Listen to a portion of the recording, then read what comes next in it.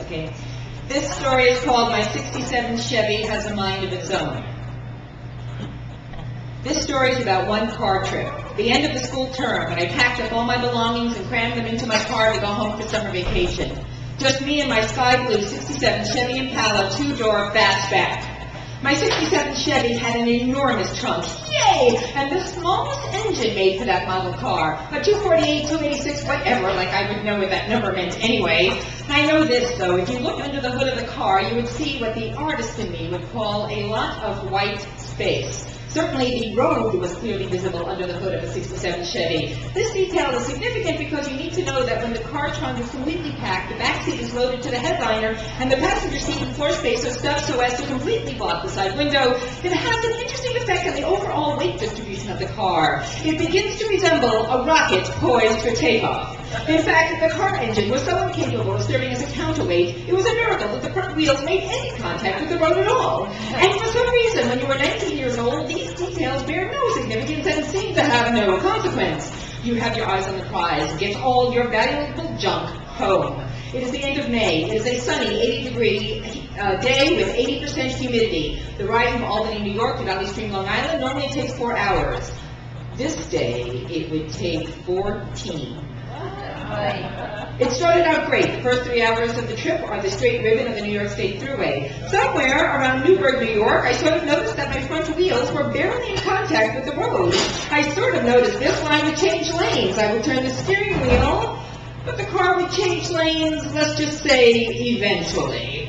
Not much of a problem on the thruway, but I sort of thought this might become a problem when trying to navigate the congested Gordian knot of traffic that was the last hour of my trip. The part of the route that I barely knew, seeing as I've only done it a handful of times, and never as a solo driver. Hour number 4. As I approached the Bronx, I was trying to be in the lane I would need to make the New York State Thruway cross-Bronx connection. But the fast-paced heavy traffic called for more maneuverability than my 67 Chevy had, even with an empty trunk. All I could do was drift toward the lane that I needed. Get over, damn! It was big truck day on the Thruway, and I got edged onto the Major Deegan Expressway in the Bronx. The Major Deegan Expressway is like a tunnel bordered by 20-foot-high retaining walls because the neighborhoods on either side are above the road. The Major Deegan Expressway has no shoulder. I don't know who Major Deegan is, but his expressway runs through the worst neighborhood in the Bronx, and it was here, in bumper-to-bumper rush hour traffic, that the temperature gauge in my car jumped into the red zone, smoke billowed out from the engine, and an eerie ringing sound came from under the hood. What was my 67 Chevy Impala trying to tell me?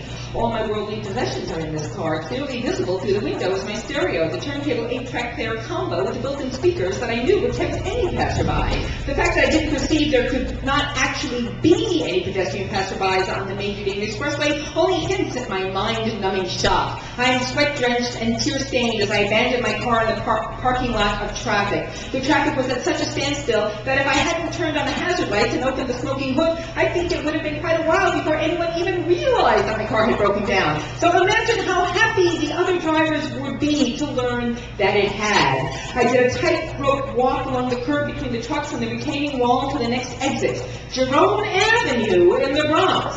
This section of Jerome Avenue was known for 2 things: the projects and the burnt-down projects. I walked along the streets that even during the daytime, grown men wouldn't go without an escort until I found the only store that wasn't bombed out or boarded up. A liquor store. I called AAA. AAA explained that the driver would have to get on the expressway 1 exit below mine and meet me.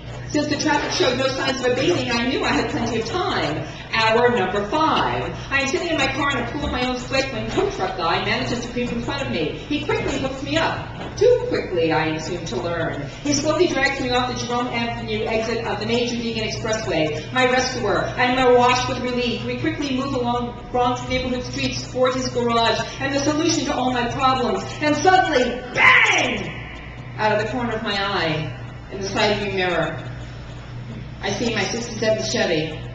My 67 Chevy had fallen off the tow truck and had built up enough forward momentum to pass us. My 67 Chevy decided to go on a road trip all by itself. Free at last! Free at last! Thank God Almighty, I'm free at last! Tow truck guy slams his tow truck into park, leaps out of the truck, and starts running after my 67 Chevy, which I What is my role in this situation? I leap out of the truck and begin to chase tow truck guy. He catches up with my 67 Chevy, grabs onto the door handle, flings open the door, dives headfirst into the front seat, and slams the transmission into park. That stopped the car cold, sliding my stereo with a turntable 8-track player and built-in speakers into the front seat, and horrifies me all in the same moment. I stood in the middle of West 162nd Street, hearing only the sound of my own breath, until I heard the gunshots! Tow truck cry, I heard them too. I saw him run back to his tow truck, and for a split second I thought he was going to abandon me and all my worldly possessions, but his mother raised him right. He sped back to my 67 Chevy, hooked it like a worm. He sped back to my 67 Chevy, hooked it like worm bait, and peeled out. We raced the 10 blocks to tow truck guy's garage, taking all the red lights as merely suggestions. Mechanic man is getting ready to go home for the weekend. He checks under the hood of the car and informs me the water pump is shot. He informs me that at 5:30 p.m. on a Friday there was no place to get any parts, even if he wanted to fix my car. Then he smiled and offered help. If you've just gone to Long Island, if you take enough water with you, you could probably make it. I could probably make it? That's all I needed to hear. It was what I wanted to hear. And I think mechanic man and tow truck guy knew that, and they were glad. They loaded me up with water bottles, and I headed off. It is still rush hour traffic. I had to stop every couple of miles to let the car cool off and add more water. Hour number 8. I traveled 15 miles, and I'm finally at the entrance to the Throgs Neck Bridge. I decided the only safe thing to do is to wait for traffic to dissipate so I would have a clear shot to the other side of the bridge without overheating. Hour number 10. I wait for my nap on the side of the road. I fill the radiator with water and speed across the bridge. I make it just as the temperature gauge began to creep into the red zone. But now, I am officially on Long Island. I'm in Queens. Valley Stream is within my grasp. I was going to make it. I was only 20 miles from my house. In 4 more hours, I would finally make it home.